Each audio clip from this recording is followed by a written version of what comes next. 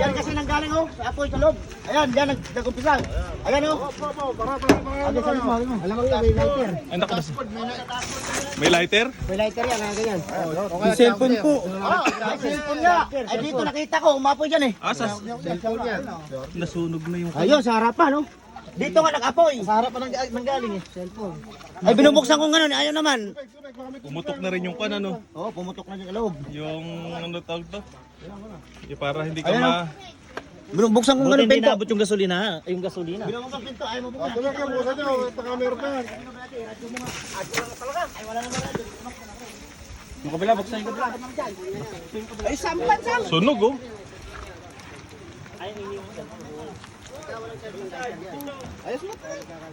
Sunog. Mahirap pala mag-iwan ng cellphone na nagcha-charge ano. Ano yung maandar? Paano nagcha-charge? Maandar? Nakakulog doon. Naiwan yung cellphone. Yung cellphone ko po yun nga. Naiwan mo lang yung bro?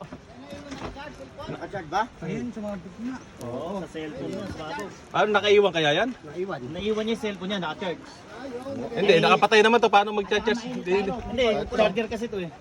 May charger siya? May charger yan eh. Hindi po kahit hindi siya nakacharge, basta may nag-init yung cellphone, sasabog yun. Yes, babag yung bitana. Dito sa ibaba. Eh, tataka ko kako patay naman yan. Naiwan yung cellphone. Kaya mahirap pala mag-iwan ng cellphone. Ayun, sumabog po.